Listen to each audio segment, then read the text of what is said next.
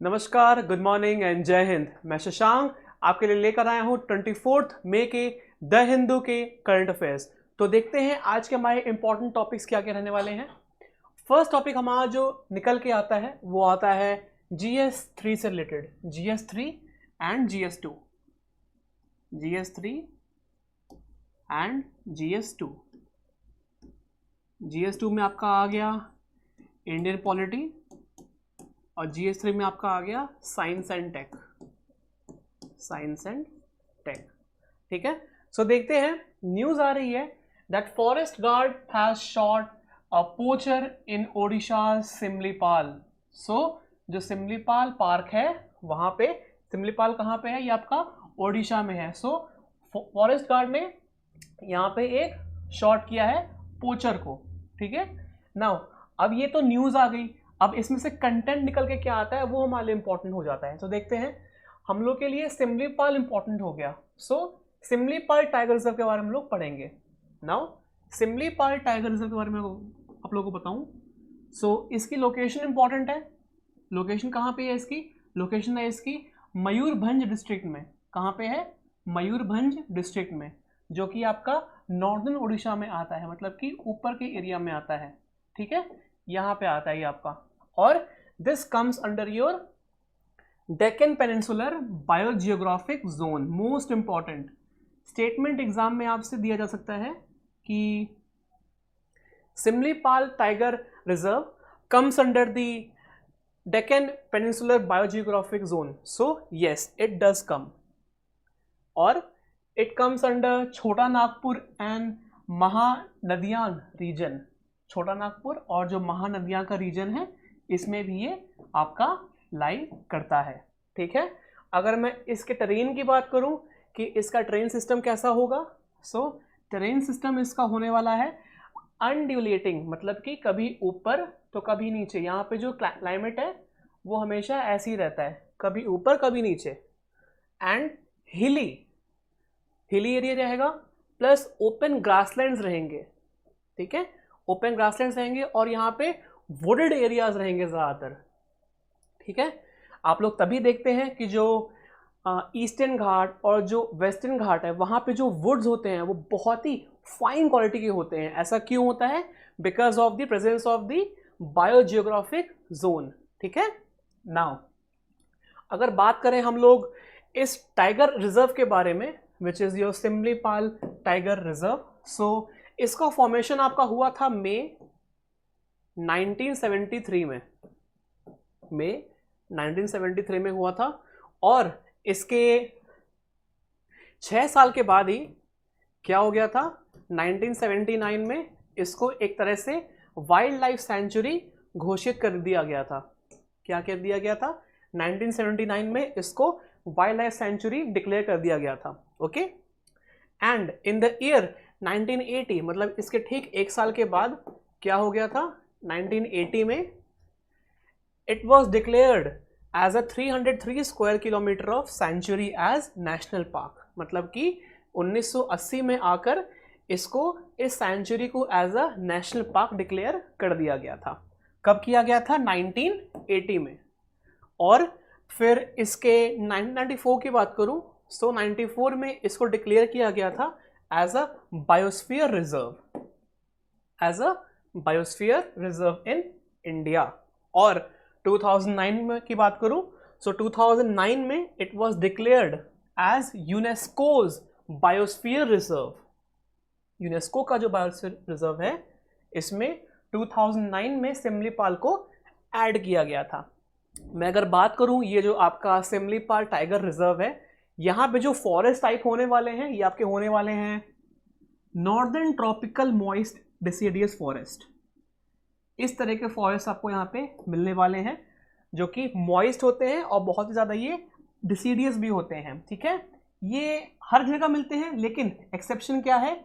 Moist valley and southern plus eastern aspects of hills. मतलब कि इनका जो एक्सेप्शन है वो eastern aspects of hill plus valleys and southern region of the Orissa में पाए जाते हैं ये। ठीक है, अगर मैं बात करूं इसके और कि so this has your dry deciduous hill forest, ठीक है।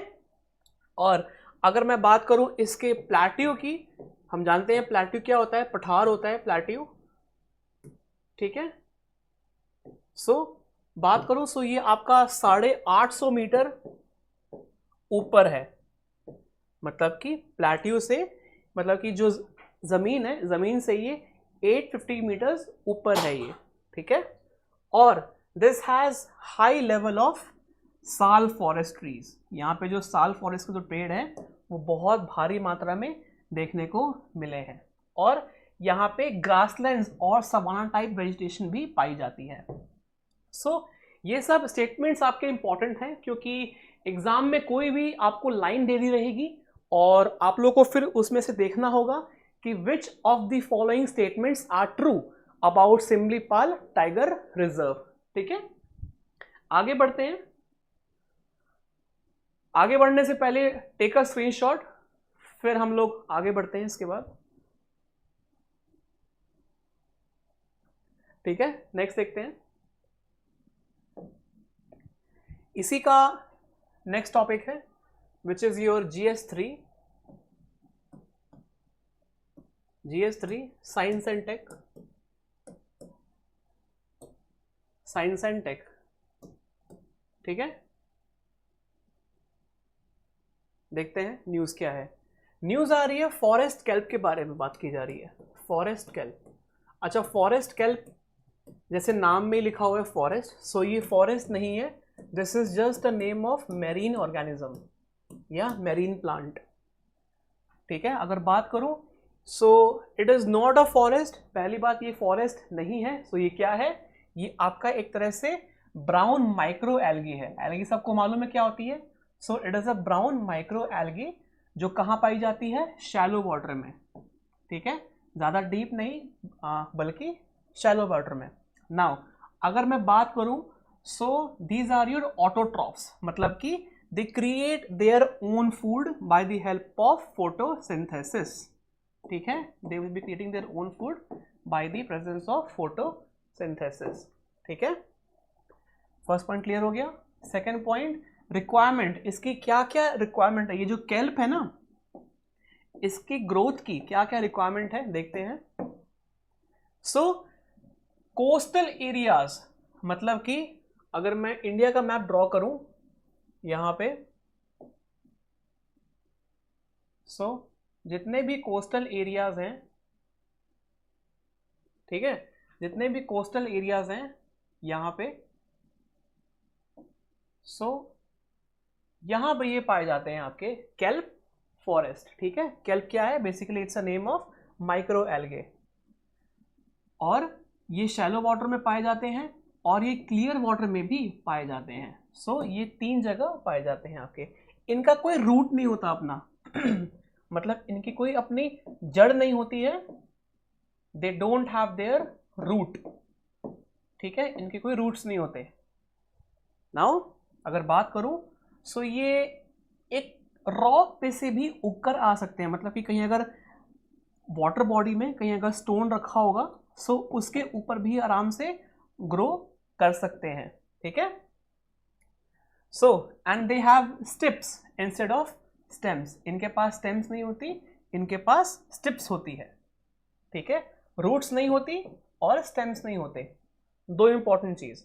अगर मैं डिस्ट्रीब्यूशन की बात करूं, मतलब कि ये जो केल्प फॉरेस्ट है, जो ये मैक्रो एल्गे है which is in brown in colour, so ये पाए जाते हैं आपके कोल्ड रीजन्स में, कहाँ पे, कोल्ड रीजन्स में।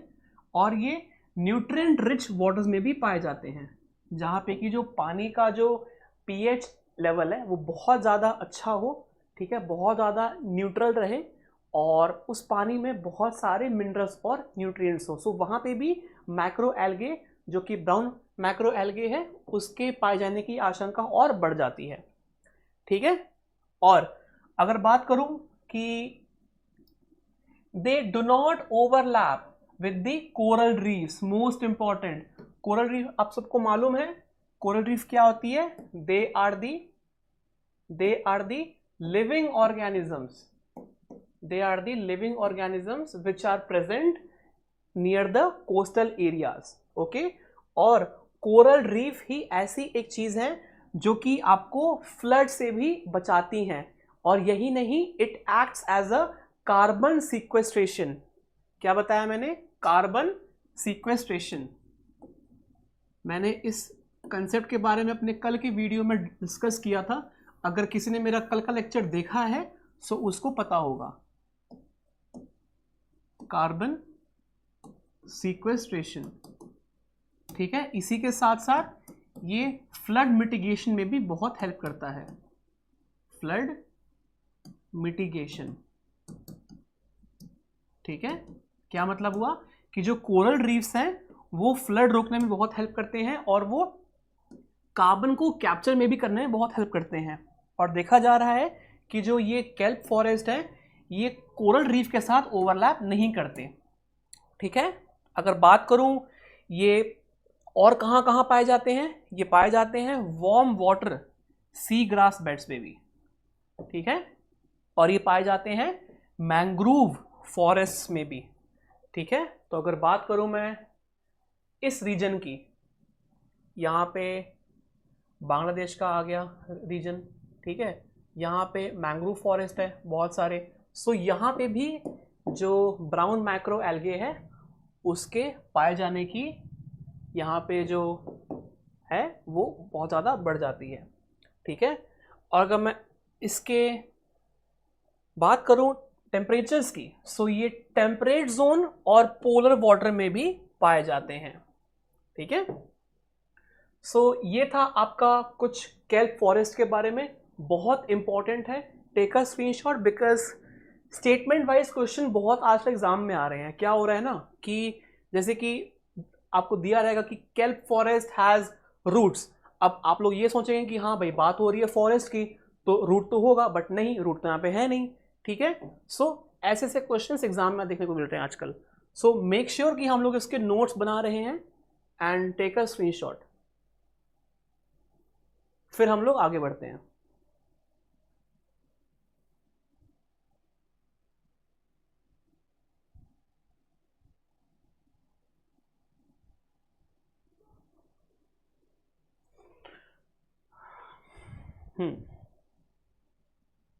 देखते हैं नेक्स्ट हमारी न्यूज आ रही है ब्रिक्स से रिलेटेड। ब्रिक्स जो कि आपका जीएस पेपर 2 इंटरनेशनल रिलेशंस और वर्ल्ड पॉलिटिक्स से लिंक्ड है। पढ़ते हैं इसके बारे में,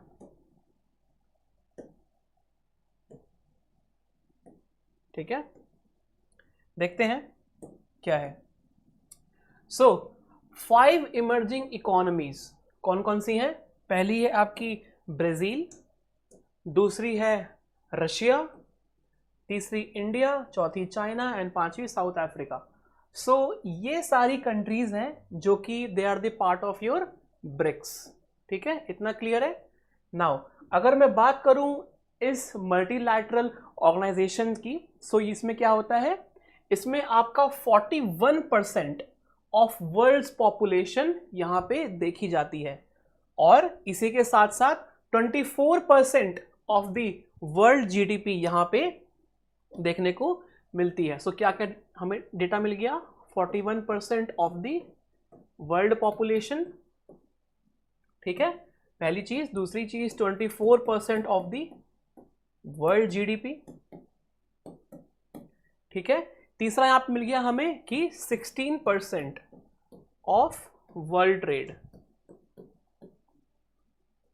सो अब आप लोग ये चीज देखिए कि ये जो नंबर्स हैं, ये जो डेटा यहां पे मैंने दिया हुआ है, इस डेटा को देखते हुए हम लोग ये कह सकते हैं कि ब्रिक्स की कितनी ज्यादा इंपॉर्टेंस है, कितनी ज्यादा इसकी इंपॉर्टेंस है इन योर जियोपॉलिटिकल वर्ल्ड, ठीक है। कोई भी अगर डिसीजन लेना हो तो ये पांचों कंट्रीज मिलके कितनी अच्छी तरीके से ये डिसीजंस को हैंडल कर सकती हैं, और इनका जो वोट है वो एक तरह से वर्ल्ड में कितना ज्यादा प्रभावशाली हो सकता है, ये आपको डेटा देखकर मालूम चल ही रहा होगा।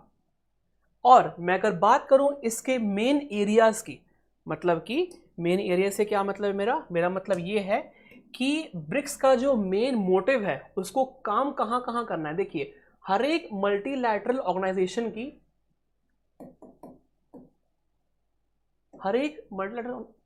की गोल्स होते हैं, ठीक है, गोल्स होते हैं प्लस उनके मोटिव्स होते हैं। सो यहां पे ब्रिक्स जो है इसका क्या मोटिव है, इसका मोटिव है to maintain political and security issues, ठीक है, to mark and to maintain the political and security issues, ठीक है। मतलब कि कहीं पे भी अगर राजनीतिक मुद्दा कोई उठ के आ रहा है या कहीं पे भी अगर सिक्योरिटी की बात हो रही है इन 5 कंट्रीज में से किसी भी कंट्री को लेकर, सो वहां पे ब्रिक्स समिट का यूज हो सकता है और ब्रिक्स समिट के तहत हम लोग अपनी आवाज को पहुंचा सकते हैं, ठीक है।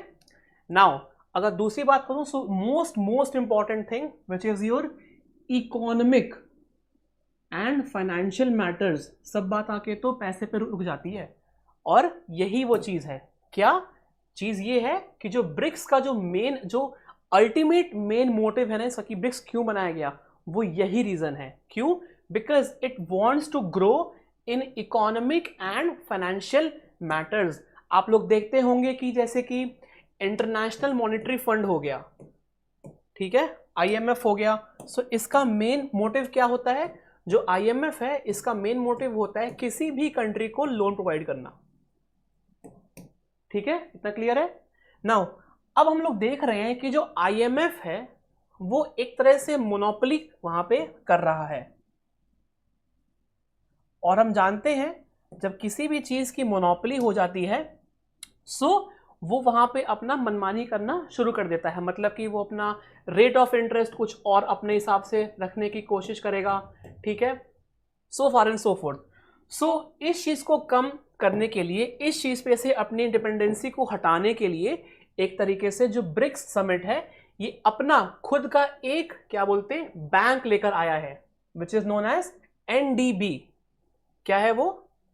NDB क्या होता है?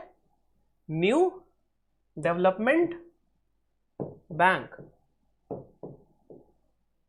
ठीक है, न्यू डेवलपमेंट बैंक। और इस बैंक से ये सारे नेशन लोन ले सकते हैं, ठीक है। और ये मेन चीज एक और यहां पे ये देखिए कि ये जो बैंक है इसको स्टैब्लिश किसने किया था? चाइना ने किया था, ठीक है। So China has established this bank. Now अगर बात करूं थर्ड इसके मेन मोटिव की, so third motive is cultural and people to people connect और people to people exchange. Now हम लोग क्यों बात करते हैं पीपल टू पीपल कनेक्ट की, हम लोग क्यों बात करते हैं पीपल टू पीपल एक्सचेंज की? क्योंकि देखिए we are the one who are actually are we are the one who are reflecting our countries ethos, our countries moral values, our countries heritage, ठीक है। सो क्या होता है कि हर एक इंडिविजुअल जब अपने देश को जब वहां पे रिफ्लेक्ट करता है एट इंटरनेशनल लेवल अपने कल्चर को, अपने बैकग्राउंड को, सो होता क्या है कि वहां पे एक तरह से हम देखते हैं कि we see a connect, we see an exchange between people, and when there is a exchange between people there is a high possibility that both the countries may come together and may move ahead towards their common goal. So क्या मैंने कहा? मैंने ये कहा कि अगर देखा जाए तो ग्राउंड लेवल से बात की जाए, अगर मैं बात करूं ग्राउंड लेवल से, सो यहां पे है इंडिविजुअल्स, ठीक है, यहां पे है individuals and they make a nation, ठीक है।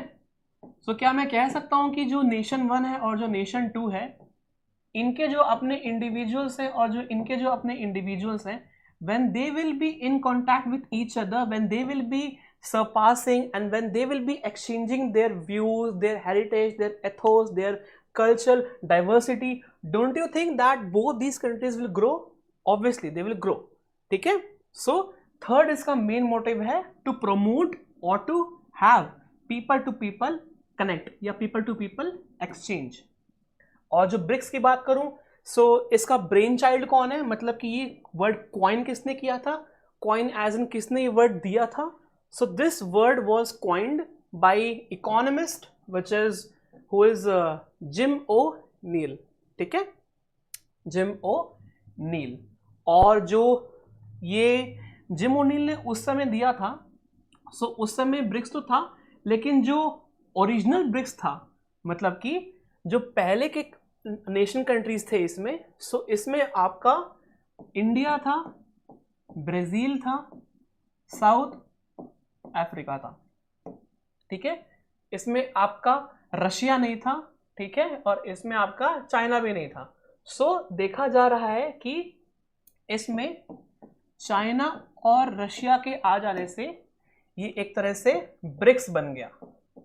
सो ओरिजिनली क्या था ये, ओरिजिनली ये इंडिया, ठीक है, ब्राजील, साउथ अफ्रीका ये था, but in the upcoming years China and Russia both have been included in the BRICS and they have been called as BRICS altogether। ठीक है, मैं अगर बात करूं चाइना की, सो जब प्रपोजल रखा गया था कि इसको इंक्लूड करना है ब्रिक्स में, सो हमने कहीं ना कहीं उस चीज को हमने इसके अगेंस्ट में वोट किया। ठीक है, नाउ अगर मैं एम की बात करूं, इसका एम क्या है ब्रिक्स का, सो इसका मेन एम है आपका to strengthen cooperation and collaboration based on similarities and shared interests। मतलब वही मैंने आपको भी शेयर किया कि जितने भी कल्चरल जो भी बैकग्राउंड्स हैं किसी भी कंट्रीज के, अगर वो हम आगे लाकर हम लोग अगर पोर्ट्रे करते हैं किसी और कंट्री के आगे, सो वहां पे पीपल टू पीपल एक्सचेंज होने की संभावना है। ठीक है, और when there is a people to people exchange, देखा जाता है कि वहां पे दोनों country at a global level बहुत ज्यादा इंक्रीज करती हैं। ठीक है, now to boost trade, one of the another most important goal, क्या, to boost trade. BRICS country ये चाहती हैं कि इनका जो ट्रेड है वो और भी ज्यादा आगे आ सके। मैंने लिखा था कि इनका ट्रेड कितना है, 16% of the world trade, and in लोगों को ये 16% से उठाकर 20% तक के लिए भी बात की जा रही है। ठीक है, investments for the future, investment के लिए भी ब्रिक्स कंट्रीज बात करती हैं, end of course your cultural exchanges, मतलब कि जो कल्चरल है एक्सचेंजेस उसके लिए भी वहां पे बात की जा रही है। अब अगर बात करूं चाइना की, सो चाइना ने ये चीज रखी थी कि उसको भी ये ब्रिक्स समिट ज्वाइन करना था। ठीक है, बट इंडिया एंड ब्राजील ने इसको उस समय अपोज किया था। नाउ चाइना की बात करूं, चाइना ऐसा क्यों चाहता था, क्योंकि देखिए China being a land, I mean it's not a landlocked country, but China आपका जो है वो एक्सट्रीम साउथ में नहीं है। ठीक है, सो अगर मैं मैप ड्रॉ करूं, सो दिस इज योर एशिया, ठीक है, ये आपका इंडिया है, यहाँ पे ये ऑस्ट्रेलिया है, फिर यहाँ पे आपका जाके चाइना है। ठीक है, यहाँ पे, और यहाँ पे है साउथ चाइना सी, यहाँ पे साउथ चाइना सी। अगर बात करूं मैं चाइना की, so China wants to be the voice of south, but ऐसा हो नहीं पा रहा है। क्यों? क्योंकि हम देख रहे हैं कि India is acting as a global voice for the southern region. ठीक है, नाउ चाइना का ये स्ट्रैटेजिक मूव था कि ब्रिक्स को ज्वाइन करने के बाद, जो ग्लोबल साउथ है, मतलब कि जितने भी साउथ की कंट्रीज हैं, ग्लोबल साउथ की कंट्रीज हैं, उनमें जो चाइना है वो आगे आ सकता है।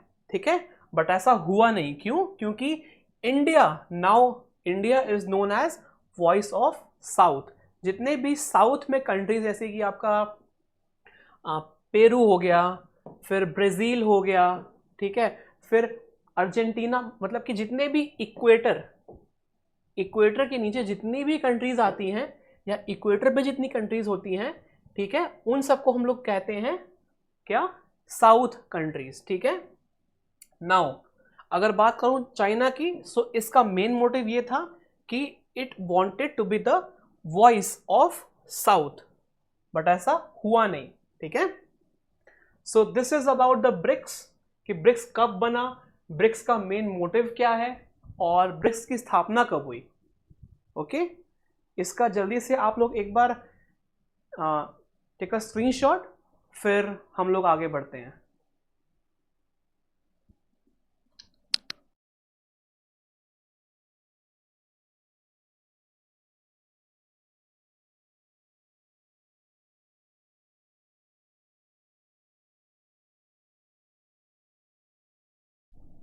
All right, let's move ahead. So BRICS का ही टॉपिक चल रहा है, ये नेक्स्ट स्लाइड है ब्रिक्स की।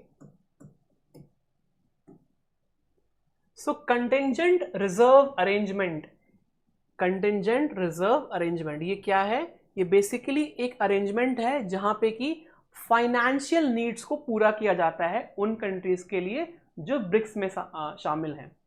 Now global south south cooperation, global south south cooperation, competition to international monetary fund, ठीक है, और to protect against global liquidity pressure, मतलब कि अगर वर्ल्ड में इन्फ्लेशन की संभावना बढ़ रही है, सो ब्रिक्स क्या करता है, BRICS will use it's contingent reserve arrangement, और इसके तहत ये फाइनेंस को प्रोवाइड कर सकता है टू इट्स मेंबर कंट्रीज। क्यों? क्योंकि यहां पे it is developing a healthy competition between the CRA and between the international monetary fund, ठीक है। और to address the economic uncertainties, मतलब कि पता नहीं है कि कब इन्फ्लेशन या फिर कब जो कि ग्लोबल वो है which is called as global slowdown, वो कब आ जाए, ठीक है। सो इन सब से आगे बढ़ने के लिए, इन सब को ओवरकम करने के लिए कंटिंजेंट रिजर्व अरेंजमेंट को बनाया गया, जो कि आपका ब्रिक्स में इंक्लूडेड है, ठीक है। अगर पूछा जाए एक वर्ड में कि CRA क्या है, so this is a financial arrangement, financial arrangement जहां पे कि जो मेंबर कंट्रीज हैं उनको फाइनेंस प्रोवाइड करने की बात की जाती है। नाउ अगर मैं अचीवमेंट्स की बात करूं कि अचीवमेंट क्या क्या हुई हैं ब्रिक्स की आज तक, so BRICS has discussed on global and regional issues, मतलब कि जितने भी ग्लोबल इश्यूज हैं और जितने भी रीजनल इश्यूज हैं उनको ब्रिक्स लेकर सामने आया है और उन पे काम भी हुआ है, ठीक है। और जो एंटी वेस्टर्न जो थॉट्स हैं उनको भी एक तरह से ये जो कि खत्म करने की बात कह रहा है, मतलब कि it is focusing towards the unity, okay, and to strengthen the trend towards multipolarity, मतलब कि इसका क्या मतलब हुआ, इसका ये मतलब हुआ कि टुडे एवरी कंट्री, हर एक देश क्या है, दे आर और they have self power and self interest, ठीक है। ये 1945 की बात नहीं हो रही है कि 90s की बात नहीं हो रही है, गए वो दिन जब डुअल पावर हुआ करते थे USSR एंड US, बट आज देखा जाए सो आज मल्टीपोलर वर्ल्ड है, मतलब कि this is a world of various countries where they have proven their economic and their stability, ठीक है। सो UK हो गया, हमारा इंडिया हो गया, फिर US हो गया, फिर रशियन फेडरेशन हो गया, ठीक है, जर्मनी हो गया, सो ये सब क्या है, these are your multipolar powers, ठीक है। नाउ सो जो मल्टीपोलैरिटी है इसके तरफ भी जाने की बात की गई है ब्रिक्स के इनिशिएटिव्स में। और अगर बात करूं इसके और इनिशिएटिव्स की, सो CRA जैसे कि मैंने आप लोगों को अभी बताया विच is your contingent reserve arrangement, और NDB जो कि है आपका न्यू डेवलपमेंट बैंक, सो इन दोनों की स्थापना जो है वो ब्रिक्स ने करी थी, ठीक है। और अगर बात करूं इसके कमिटमेंट की, सो it has committed $32.8 billion funds for 96 projects all over the world. ऐसा नहीं है कि सिर्फ इन कंट्रीज के लिए, नहीं, कोई भी कंट्री आके यहाँ पे इसमें से यहाँ पे जो ये फंड है वो यूज कर सकता है, लेकिन इसको यूज करने के लिए पहले स्टेप पे क्या करना होगा, इन कंट्रीज से इसको पहले एक तरह से परमिशन ग्रांट करनी होगी, ठीक है, तो ही जाके ये जो फंड है वो यूज हो सकते हैं।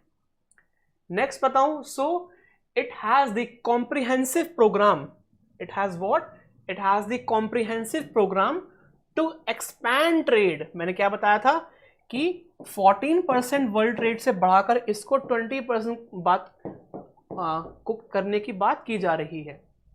And investment corporation, so trade हो गया, इन्वेस्टमेंट हो गया, फिर आपका बहुत सारे प्रोजेक्ट्स हो गए, एनडीबी हो गया, सीआरए हो गया। सो ये सब इसके मेन मोटिव्स हैं कि क्यों जो ब्रिक्स है वो क्यों आगे आ रहा है और मेन उसका रीजन क्या है, मेन मोटिव क्या है ब्रिक्स का आगे आने का। सो ये सब यहाँ पे रीजंस आपके लिखे हुए हैं, जल्दी से टेक अ स्क्रीनशॉट, फिर हम लोग आगे बढ़ते हैं।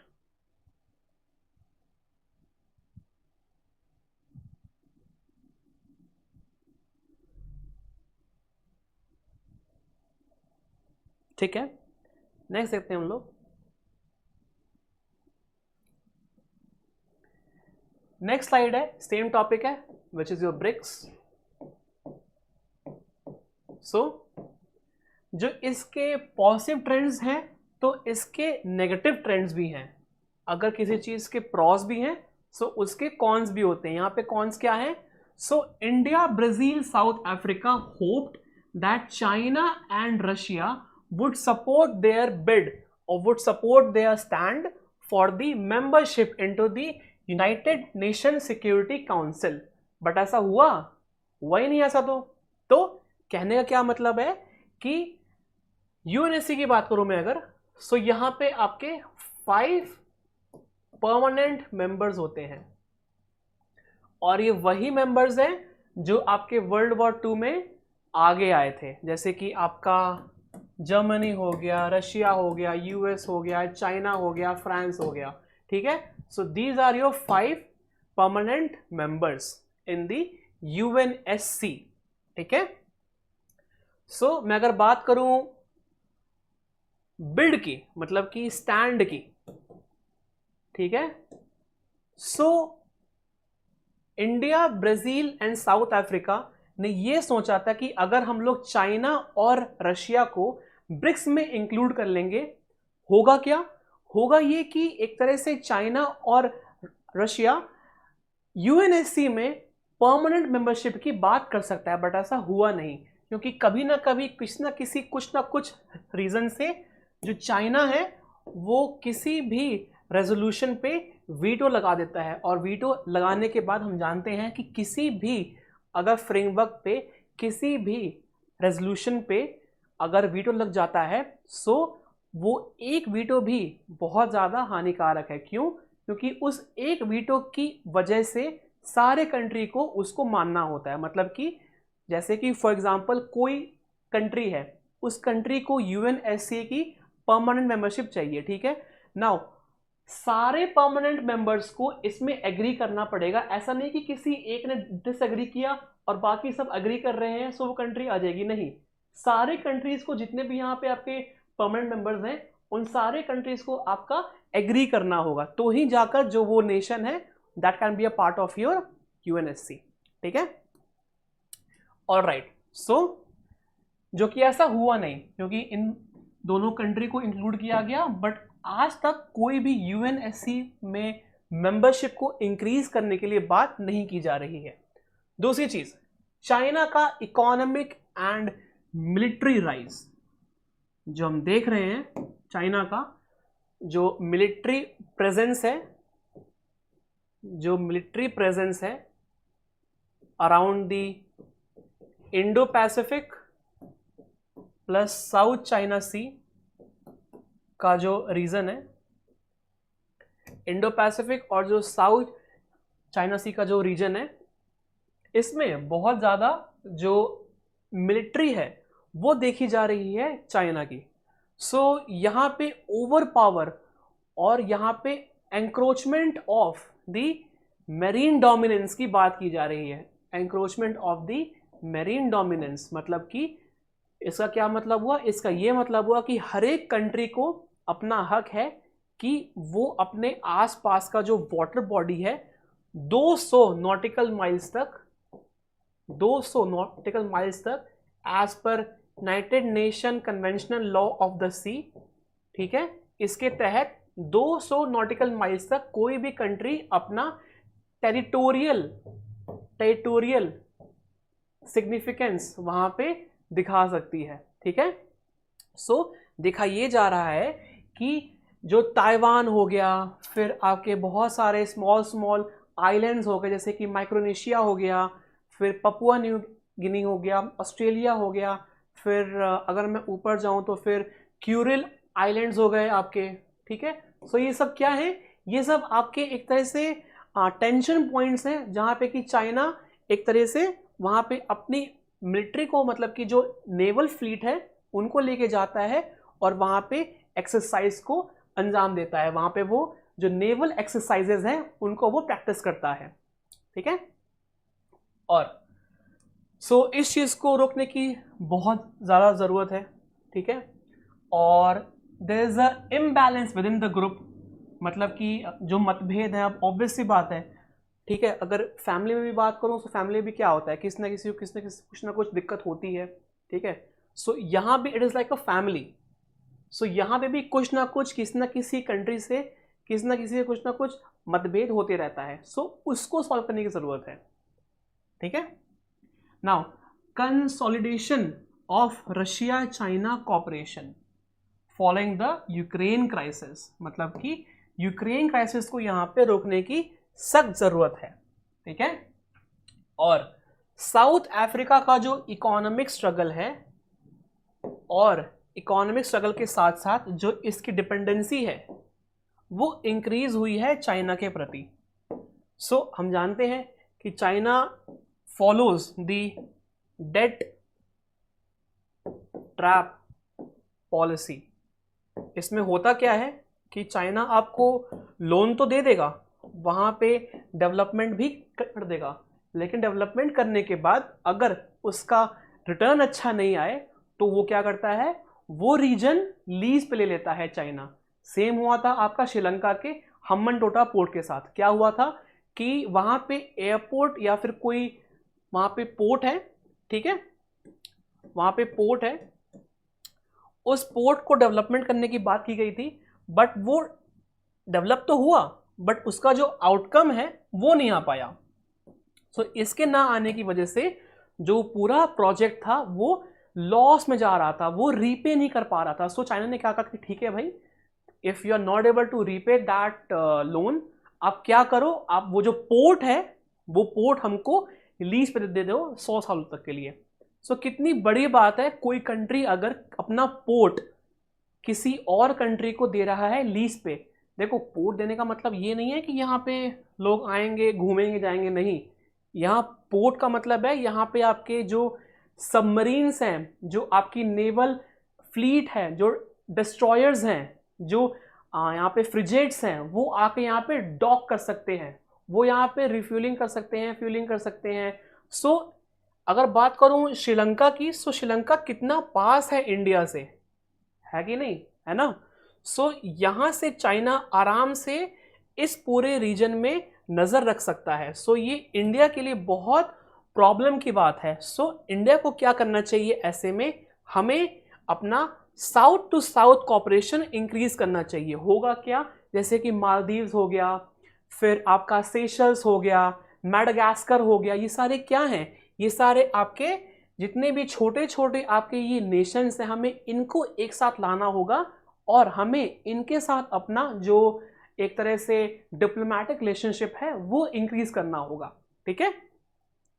सो यही यहाँ पे लिखा हुआ है कि साउथ अफ्रीका का जो इकोनॉमिक स्ट्रगल है वो बढ़ता ही जा रहा है और इसकी जो डिपेंडेंसी है चाइना के प्रति वो भी बढ़ती जा रही है।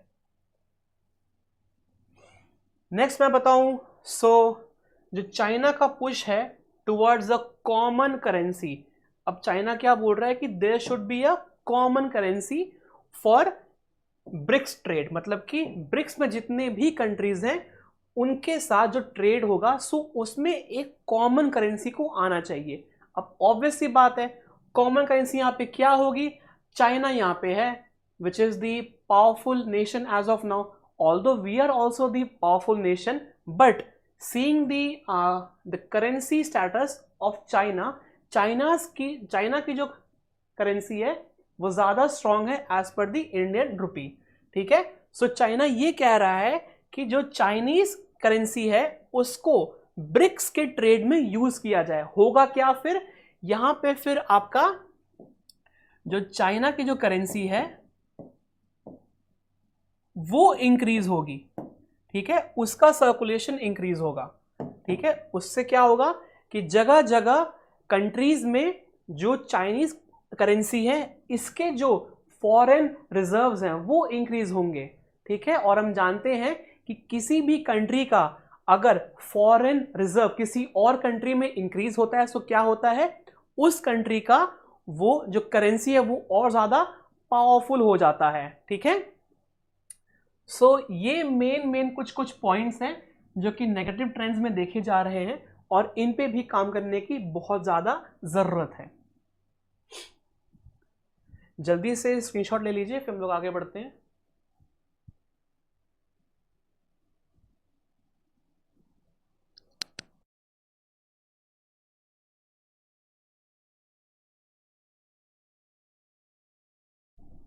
ठीक है, नेक्स्ट देखते हैं। नेक्स्ट न्यूज आ रही है हमारी, the Telangana Andhra Pradesh water dispute. पानी के लिए तो हमेशा लड़ाई होती ही रहती है। देखिए, जो लड़ाई होती है ना वो कभी भी एक तरफा नहीं होती है। क्या मतलब कहने का मतलब ये कि द वॉर और the fight is always two side. अगर कोई कहे कि सिर्फ इसकी ही गलती तो वो गलत है। कहने का मतलब ये कि हम लोग देख रहे हैं कि जो पानी है, वाटर है, this is a resource, we know this is a resource, और मैं कहूं कि this is a gift from the nature, gift of nature. ठीक है, पानी।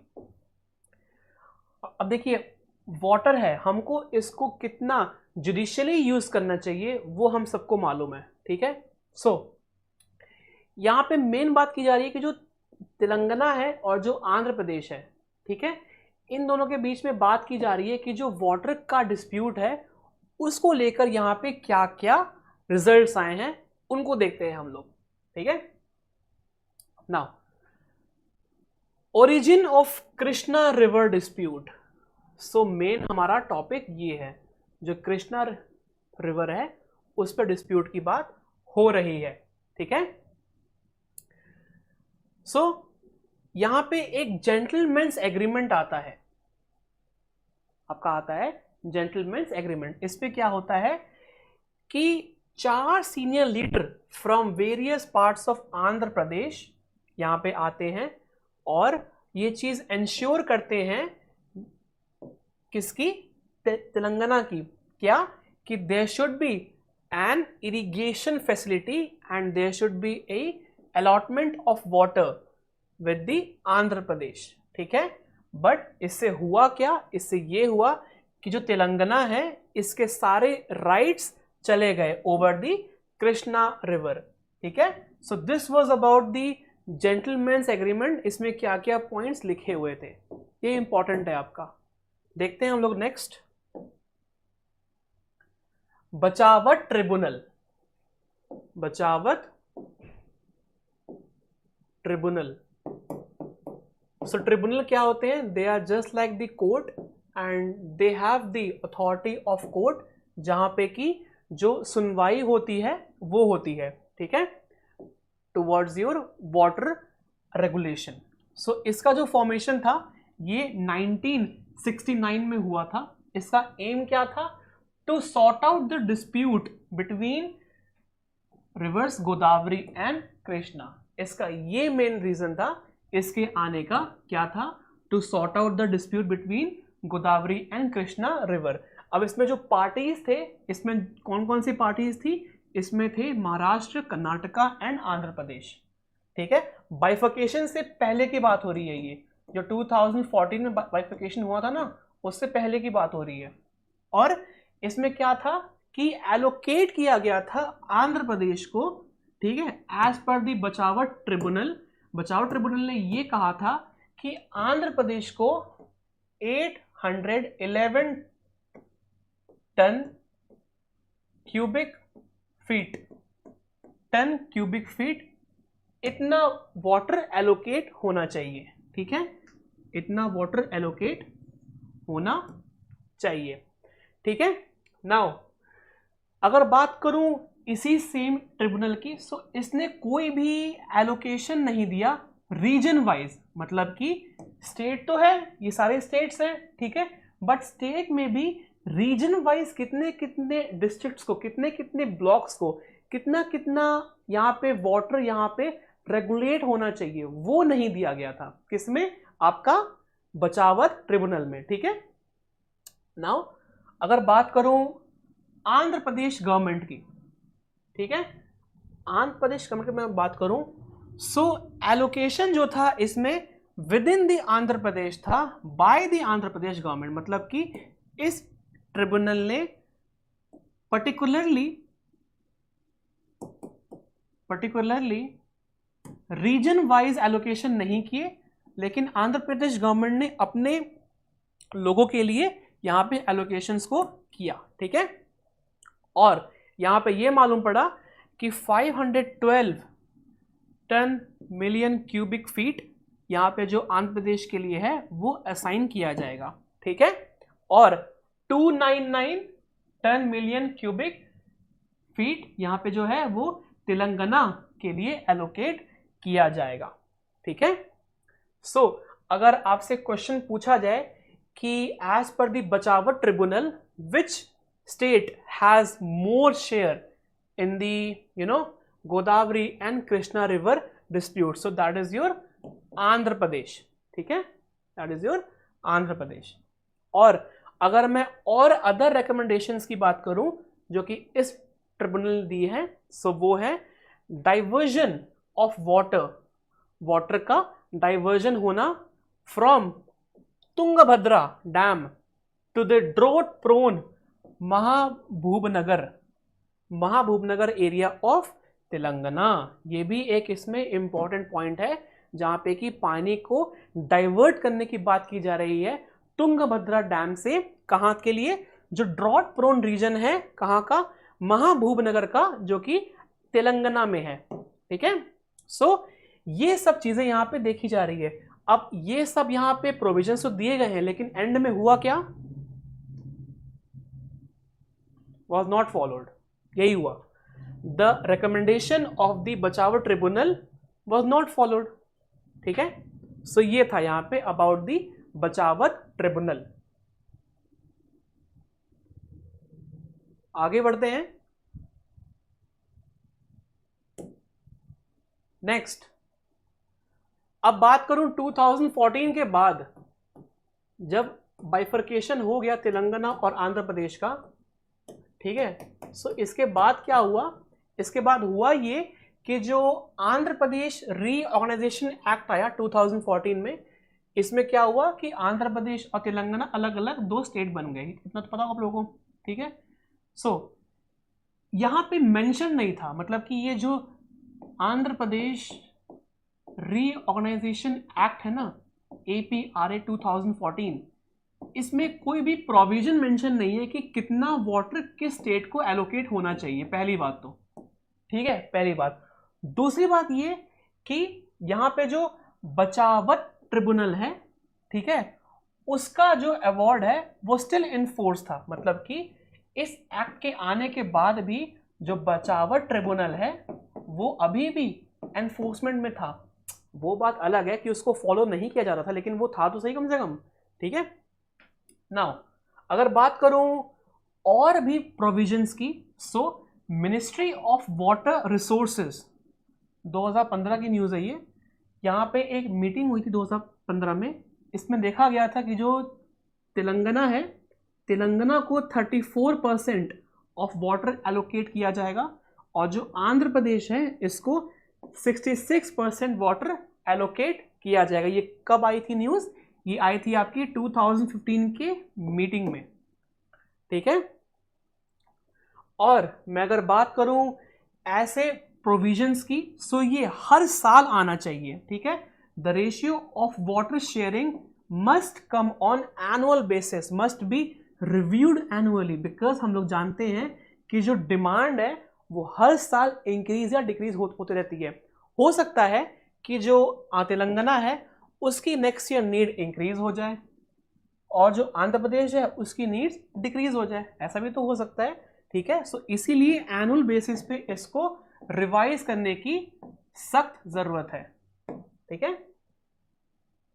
और मैं अगर बात करूं इस मीटिंग के आउटकम की, जो ये मीटिंग हुआ था मिनिस्ट्री ऑफ वाटर रिसोर्सेज का, सो यहां पे देखा गया कि setting up of Krishna river management system, Krishna river management system या फिर Krishna river management board, KRMB की यहाँ पे स्थापना की गई थी, ठीक है।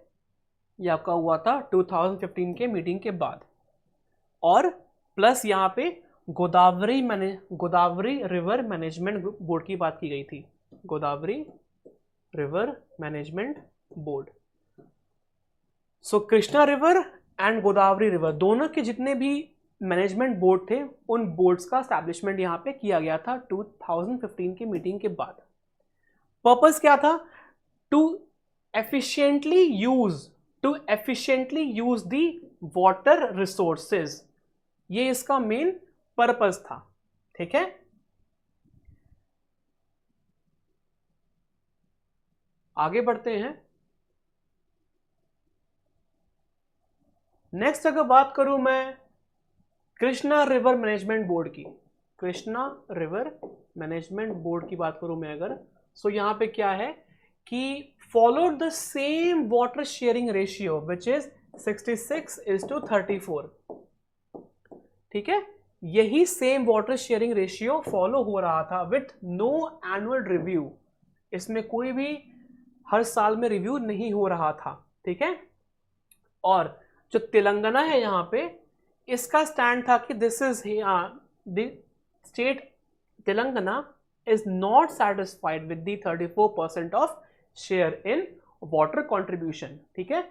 So as per the meeting, as per the board's decision, the state which is Telangana is not at all satisfied with the 34% of the share in the water management system. Now इसने क्या कहा कि इसने कहा कि equal share of water की बात की कि भाई अगर आप लोग, जो आंध्र प्रदेश है अगर वो 66% ले रहा है, सो यहाँ पे इक्वल होना चाहिए, यहाँ पे तो इक्वल तो है नहीं। सो तेलंगाना ने बेसिकली यहाँ पे इक्वल शेयर की बात की यहाँ पे कि दोनों स्टेट को इक्वल पानी मिलना चाहिए। और जो कृष्णा रिवर मैनेजमेंट बोर्ड है इसने एक फिर मीटिंग भी करवाई थी, ठीक है, लेकिन उस मीटिंग में कोई प्रॉपर रिजल्ट नहीं आ पाया, ठीक है, प्रॉपर कोई रिजल्ट नहीं आ पाया। और इसके बाद जो ये मीटिंग थी इसको फिर जो मिनिस्ट्री ऑफ जल शक्ति है उसको ये फिर दे दिया गया और फिर तब से न्यूज़ चली आ रही है। सो ये था update about your Godavari and Krishna river management board. Next देखते हैं। नेक्स्ट है स्टैंड ऑफ तेलंगाना, मतलब कि जो यहाँ पे तेलंगाना है वो क्या कह रहा है। सो तेलंगाना ये कह रहा है कि आस्किंग द सेंट्रल गवर्नमेंट, वो सीधे सीधे सेंट्रल गवर्नमेंट की बात कर रहा है, to finalise the water shares, asking for 70% of the water. ये कौन कह रहा है? ये तेलंगाना कह रहा है कि हमें तो इतना चाहिए भाई, water share in the allocation of 811 ton million cube feet of water. अब इससे कंसर्न क्या आ रहा है? कंसर्न ये आ रहा है कि अब देखिए जब 70% की बात हो रही है, सो अब पानी कहाँ से आएगा? पानी तो वहीं पे ही है। सो आंध्र प्रदेश को यहाँ पे क्या करना पड़ेगा कि आंध्र प्रदेश को अपना फिर जो इसका 66:34 का जो रेशियो था, सो इसको घटाकर कम से कम 56 करना पड़ेगा, ठीक है, तब जाके ये इतना ये पानी इसको दे पाएगा। बट ये करने के लिए क्या होगा, इसको करने के लिए जो आंध्र प्रदेश है उसको अपना 300 ton million cube feet water उसको डाइवर्ट करना होगा। सो ये बहुत बड़ा यहाँ पे अमाउंट है, ये बहुत बड़ा यहाँ पे मेजरमेंट है। सो होगा क्या कि यहाँ पे जो ड्रॉट प्रोन रीजन्स है ना आंध्र प्रदेश में, वहां से पानी को लेके आना पड़ेगा just to meet the Telangana's demand, ठीक है, to meet the Telangana's demand. यहाँ पे जो आंध्र प्रदेश है उसको अपना ड्रॉट रीजन का, जितने भी ड्रॉट रीजन्स हैं उनमें से पानी निकाल के यहाँ पे तेलंगाना को देना पड़ेगा, ठीक है। सो ये एक पहला कंसर्न है क्या कि आंध्र प्रदेश को अपना ड्रॉट रीजन से पानी देना पड़ेगा। दूसरी चीज ये कि इसको आउटसाइड द बेसिन, बेसिन मतलब क्या, जो वाटर बेसिन होता है ना, हर एक रिवर की अपनी एक बेसिन होती है, ठीक है, जहां से वो जाती है। सो जो आंध्र प्रदेश है उसको बेसिन के बाहर से भी कुछ ना कुछ वाटर एलोकेट करके और तेलंगाना को देना होगा। ये भी यहाँ पे बात की गई है, which is the biggest concern. Now अब इसमें जो आंध्र प्रदेश का स्टैंड है वो ये था, ठीक है, और यहाँ पे डिमांड कर रहे हैं हाईएस्ट शेयर ऑफ वाटर की to protect its own interest. मतलब कि जो आंध्र प्रदेश है वो भी यहाँ पे चुप नहीं बैठ रहा है, वो भी कह रहा है कि हमें भी हाईएस्ट शेयर ऑफ वाटर चाहिए to protect our own interest, ठीक है। सो इन सब चीज़ों को देखते हुए बहुत सारी मीटिंग्स हुई, बहुत सारी काउंसिल दी हुई इन ईयर 2016 एंड 2020 एज वेल। सो निकल के क्या आया, निकल के ये आया कि यहाँ पे union ministers and chief ministers of both states met, वो लोग मिले, बट मीटिंग जहाँ तक देखा जाए तो इट वॉज नॉट फ्रूटफुल, कोई इसका आउटकम नहीं आया बेसिकली, ठीक है। और पिटीशन भी यहाँ पे जारी किया गया ऑनरेबल सुप्रीम कोर्ट में, जो कि उसका आज तक कोई प्रॉपर रेजोल्यूशन नहीं आया है, ठीक है। और ये फाइल किसने किया था, this was filed by Telangana, okay. और जो मिनिस्ट्री ऑफ जल शक्ति है इसने ये चीज़ एश्योर भी की थी कि ये जो मैटर है ये ट्रिब्यूनल तक भी जाएगा। लेकिन एंड में क्या हुआ कि तेलंगाना ने ये जो पिटीशन है ये विड्रॉ कर लिया वहां से, ठीक है। So this was about the news about your water management system, ठीक है। नाउ हम लोग नेक्स्ट देखते हैं which is your European Union's carbon border adjustment adjustment mechanism. So अगर किसी ने मेरा प्रीवियस वीडियो देखा हो, ठीक है, जहां पे कि मैंने अच्छे से बात करी है about carbon border management system, CBM, carbon border management system, CBMS की बात की है। सो यहाँ पे कार्बन लीकेज की बात हो रही है। कार्बन लीकेज क्या होता है कि कोई भी यूरोपियन कंट्री में अगर कोई भी प्रोडक्ट हम लोग यहाँ पे एक्सपोर्ट कर रहे हैं जिसमें कि कार्बन एक्सटेंसिव है, जो कि आपका कार्बन एक्सटेंसिव है, और वो अगर प्रोडक्ट यूरोपियन यूनियन में आ जाता है, सो यहाँ पे उसको कहते हैं हम लोग कार्बन लीकेज। मतलब कि कार्बन का यूरोपियन यूनियन में आना, इसको बोलते हैं हम लोग कार्बन लीकेज, ठीक है। नाउ अब ये जो ट्रेड है, ये जो CBMS है, ये कैसे अफेक्ट करेगी trade between India and European union, ये देखने वाली बात है।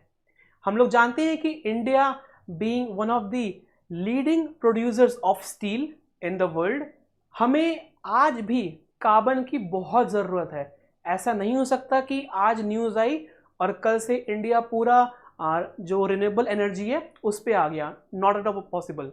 सो होगा क्या, step after step we have to grow, okay. Now अगर एकदम से कोई चीज़ बंद कर दी जाएगी तो उसका इम्पैक्ट इकोनॉमी पर देखने को मिलेगा, पहली चीज़।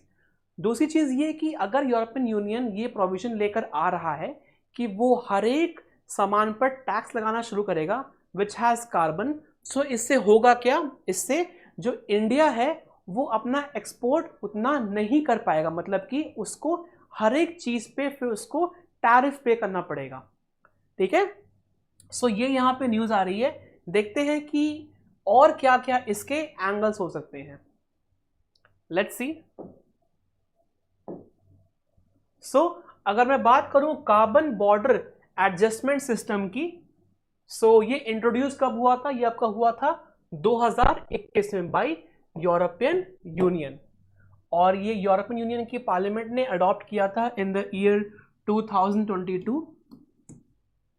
ऑब्जेक्टिव के बारे में बात करूं, इसका ऑब्जेक्टिव क्या है, to prevent the carbon leakage. Carbon leakage क्या होता है, मैंने आप लोगों को जस्ट भी एक्सप्लेन किया। कार्बन लीकेज होता है कि अगर कोई भी प्रोडक्ट अगर जिसमें कि कार्बन है, और वो प्रोडक्ट अगर किसी भी कंट्री में आ जाए, और उस कंट्री की रेगुलेशन ये है कि कोई भी प्रोडक्ट कार्बन रिच या कार्बन एक्सटेंसिव नहीं आना चाहिए, बट उसके बावजूद भी वो चीज आ जाती है, सो इसको हम लोग कहते हैं कार्बन लीकेज। मतलब कि कहीं ना कहीं कार्बन का इंट्रोडक्शन हो रहा है पॉलिसी के बाद भी। ठीक है, नाउ अगर बात करूं मैं यहाँ पे two aspects of carbon leakage, ठीक है, which is your reallocation of manufacturing units of carbon intensive materials to countries with less stringent policies। मतलब कि कार्बन लीकेज में ये भी हो सकता है कि ऐसी कंट्रीज में मैन्युफैक्चरिंग हब्स को इंट्रोड्यूस करना जहां पे पॉलिसीज उतनी ज़्यादा टफ नहीं है। ओके, और अगर मैं रीज़न की बात करूं ऐसा क्यों हो रहा है, to escape the fulfilment of climate policy restrictions, most important. ठीक है, और अगर मैं इसके रिजल्ट की बात करूं, सो नो कार्बन सिक्वेस्ट्रेशन, मतलब कि इसका क्या मतलब हुआ, इसका ये मतलब हुआ कि जो कार्बन है वो एब्जॉर्ब नहीं हो पाएगा, ठीक है, और इसके जो रिप्लेसमेंट हैं, the replacement of products made in European Union by imported carbon intensive products. ठीक है, सो बेसिकली मैं अगर आप लोगों को यहाँ पे शॉर्ट एंड क्रिस्प में समझाऊं, सो समझाने के लिए ये है first topic about your carbon board adjustment mechanism. CBAM क्या है, किसने इंट्रोड्यूस किया था, क्यों इंट्रोड्यूस किया था, क्या रीजन रहा था। ठीक है, पहली चीज। दूसरी चीज कि CBAM के आने के बाद इंडिया एज अ कंट्री कैसे ये चीज इसको इम्पैक्ट कर सकती है। मैंने बताया कि एक्सपोर्ट में ये चीज बहुत ज्यादा इम्पैक्ट कर सकती है। ठीक है, दूसरी चीज ये कि हर एक सामान के ऊपर अगर यूरोपियन यूनियन टैरिफ लगाने लग जाएगा, सो होगा क्या, होगा ये कि कोई भी कंट्री वहां पे फिर अपना एक्सपोर्ट नहीं कर पाएगी, वहां पे कर पाएगी लेकिन with the higher tariff, with the higher taxation. Okay, now मैं अगर बात करूं यहाँ पे ड्रॉबैक्स की, और यहाँ पे अगर मैं बात करूं आपके वे फॉरवर्ड की, सो वे फॉरवर्ड यहाँ पे ये निकल के आता है कि Europe has to think from the globes perspective. ठीक है, Europe can't see the issues on its own, but it has to see the concern from the global perspective, not from its own perspective। ठीक है, सो इस चीज से होगा क्या कि सारे कंट्री फिर मिलके इस चीज को आगे बढ़ सकते हैं। अब हो क्या रहा है कि यूरोप ने तो ये चीज एक्सप्लेन कर दी कि हम लोग कार्बन पे टैक्स इंपोज करने वाले हैं। अब हो क्या रहा है कि जितने भी और कंट्रीज हैं वो अपना स्टील एक्सपोर्ट नहीं कर पा रही है यूरोपियन कंट्रीज में, सो यहाँ पे ये ड्रॉबैक आ रहा है। सो हर एक चीज का स्टेप बाय स्टेप होता है process. So Europe could have done this thing that it could have taken out some sort of initiative जहां पे कि ये step by step towards the renewable energy बढ़ता। ठीक है, एकदम से टैरिफ इंक्रीज ना करके ये स्टेप बाय स्टेप उसको कट शॉर्ट करता, फिर जाके ये टैरिफ यहां पे इंक्रीज करता, बट ऐसा हुआ नहीं। ठीक है, so this was about the carbon border adjustment mechanism.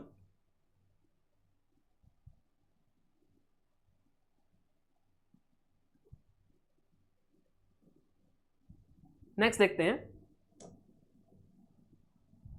Feature की बात करूं, so imposition of tariff on carbon intensive imports.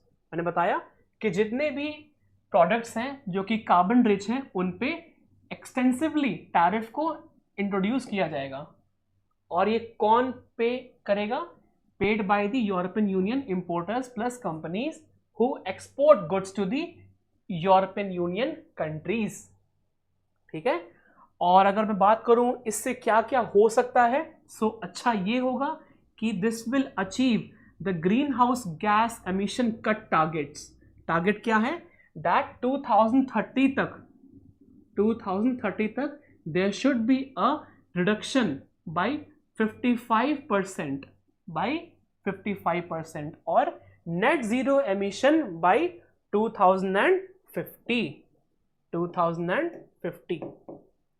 सो ये दो टारगेट्स को अचीव करने में इजी होगा।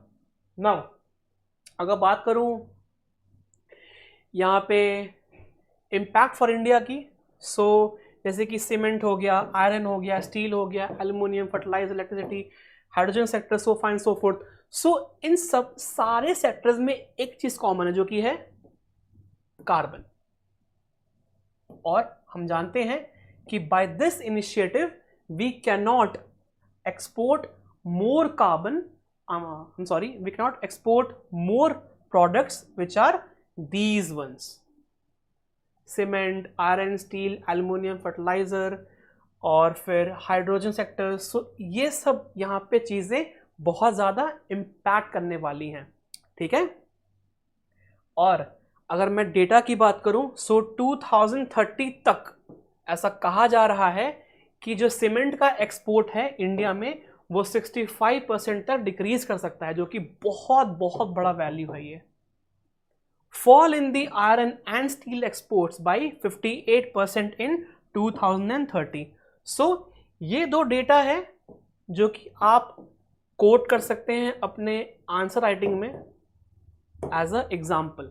Okay, so this was all about the today's topic. आज हमने CBM के बारे में पढ़ा, आज हमने यहाँ पे केल्प फॉरेस्ट के बारे में पढ़ा, kelp forest which is your topic. ठीक है, सो मैं आशा करता हूं कि आप लोग को वीडियो आज का बहुत अच्छा लगा होगा। अगर अच्छा लगा है so please give a like, okay, and do let us know in the comment section अगर आपके कोई भी डाउट्स आते हैं तो। ठीक है, तब तक के लिए keep on revising, keep on studying. हम लोग फिर मिलते हैं अपने नेक्स्ट क्लास में, तब तक के लिए जय हिंद एंड टेक केयर।